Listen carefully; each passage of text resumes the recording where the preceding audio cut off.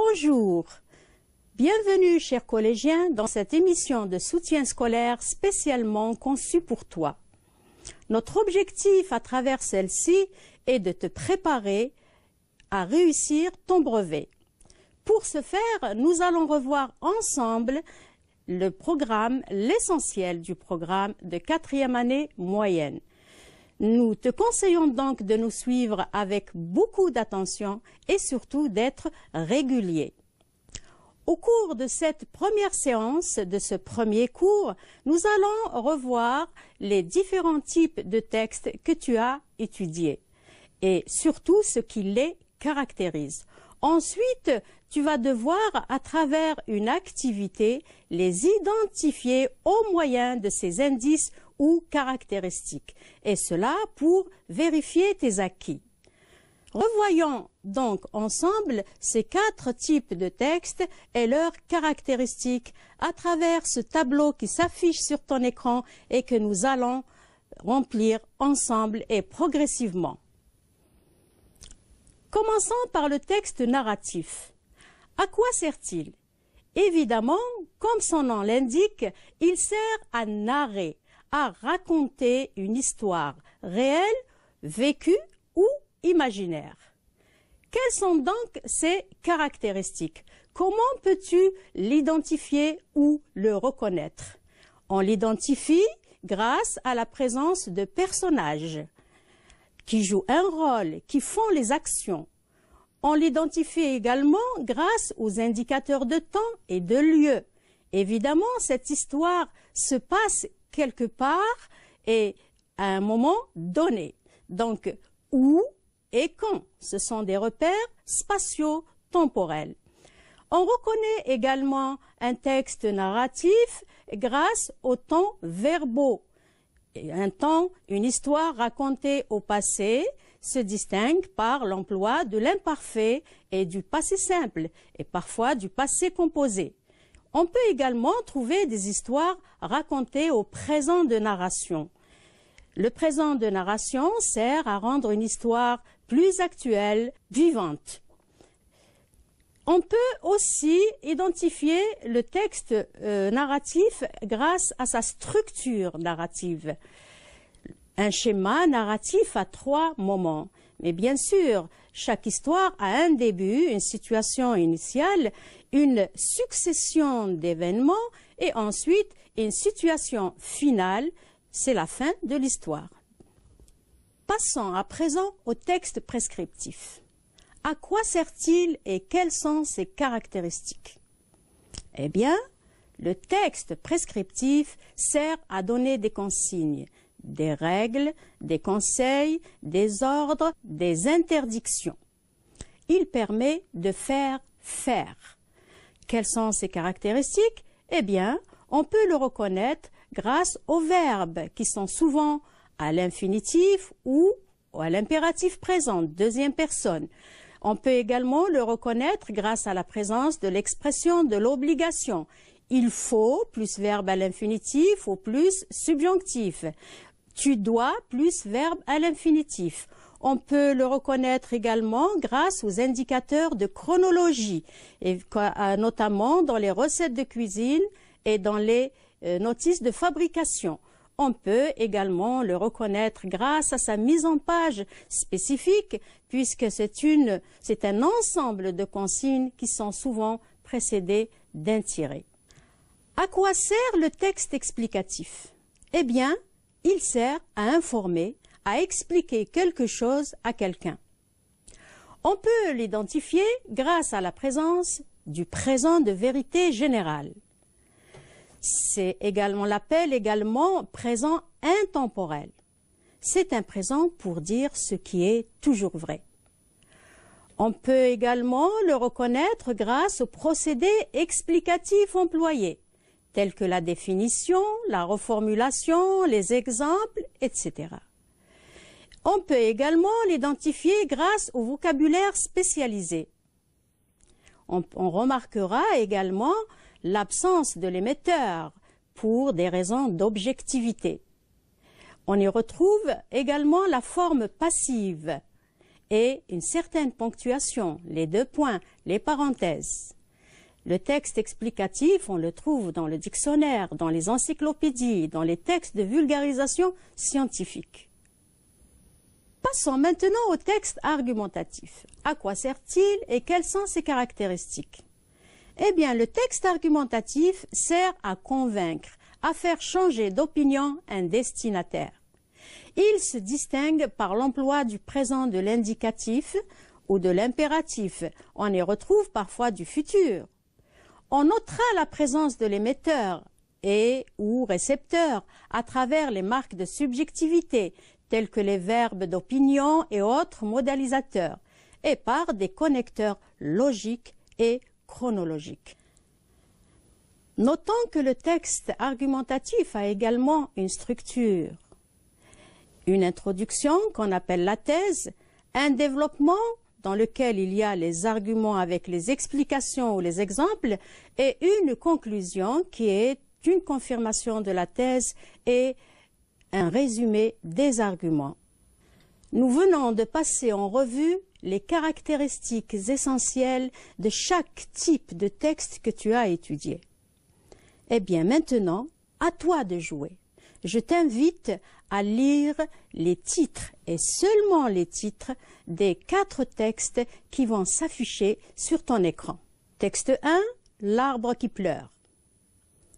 Texte 2, pour planter des arbres. Texte 3, plantant des arbres. Texte 4, les variétés d'arbres. Alors, cher élève, ces textes que tu viens de lire, ces titres que tu viens de lire, qu'ont-ils de commun? Mais bien sûr, ils parlent tous les 4 de l'arbre. Ils ont donc le même thème, la même thématique. Maintenant, je t'invite à lire les références de ces textes. Elles s'affichent au bas du texte. Peux-tu, à partir de ces références, nous dire s'ils sont de même type? Bien sûr que non. Ils sont de types différents.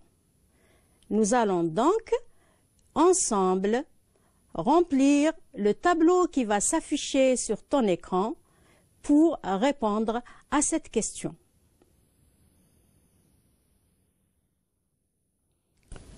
Le texte numéro 1, intitulé « L'arbre qui pleure », est extrait d'un recueil de contes musicaux de Marlène Jobert des éditions Atlas.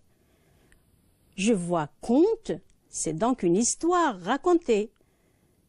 C'est donc un texte narratif. Le texte 2, intitulé « Pour planter un arbre fruitier », est extrait d'un site intitulé « Terre et nature » et ce sont des conseils donnés aux jardiniers. Je conclus que c'est un texte prescriptif.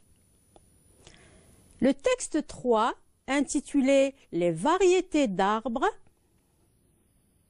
est extrait d'un ouvrage intitulé « Ma première encyclopédie » des éditions Larousse 2005.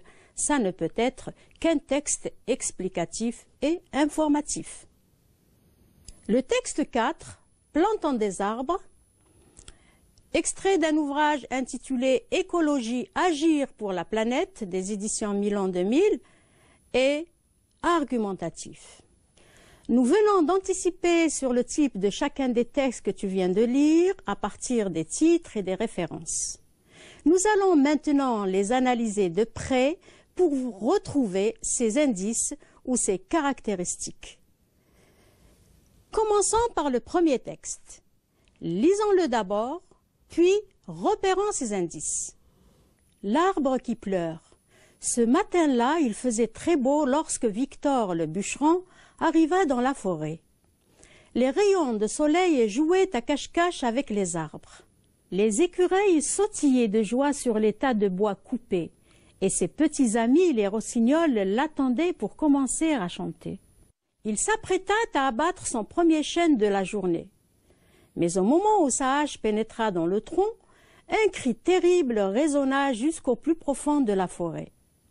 Victor, ahuri, regarda le tronc du chêne.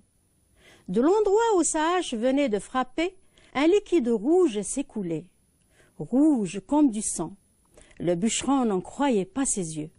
Et pourtant, c'était bien du sang, des larmes de sang. L'arbre pleurait. Il ne voulait pas mourir.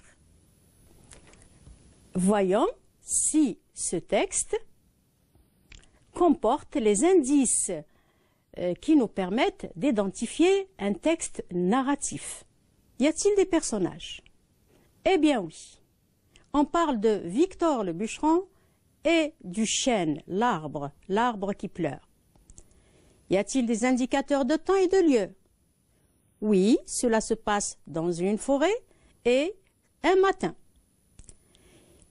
À quel temps sont les verbes de ce récit? Ils sont à l'imparfait et au passé simple. Ce texte a-t-il une structure narrative? Eh bien oui, il a une situation initiale, elle commence par ce matin-là, elle se termine par pour commencer à chanter. Nous avons aussi l'élément modificateur, qui est la première phrase du deuxième paragraphe, qui annonce une succession d'événements. Je suis sûre que tu es curieux de connaître la fin de ce conte. Quelle sera la réaction de Victor le bûcheron? Et quelle sera la réaction des autres éléments de la nature? Eh bien, je t'invite à aller à la recherche de ce conte et de le lire. Tu ne seras pas déçu. Le texte « L'arbre qui pleure » est bien un texte narratif. Nous avons déjà vu ces caractéristiques dans le premier tableau et nous les avons retrouvées dans le texte. Passons maintenant au deuxième texte. Pour planter un arbre fruitier, creusez un trou à l'aide d'une pelle en mettant la terre de surface d'un côté et la bonne terre de l'autre.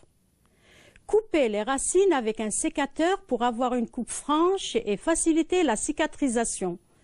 Mettez en place un tuteur de façon à ce qu'il fasse de l'ombre à l'arbre en hiver. À l'aide d'une masse, enfoncez le tuteur dans la terre. Positionnez l'arbre dans le trou. Replacez la bonne terre mélangée à un peu de compost sur les racines. Faites des trous d'air autour des racines avec le manche de la pelle et tassez la terre avec votre talon. Formez une cuvette à la surface avec la terre. Fixez l'arbre avec de la ficelle en formant 2 fois un 8. Arrosez abondamment avec 20 litres à 30 litres d'eau. Analysons ce texte. Alors, est-ce que les verbes sont au présent de l'impératif ou à l'infinitif? Ils sont au présent de l'impératif. Creuser, couper, mettez, positionner, etc.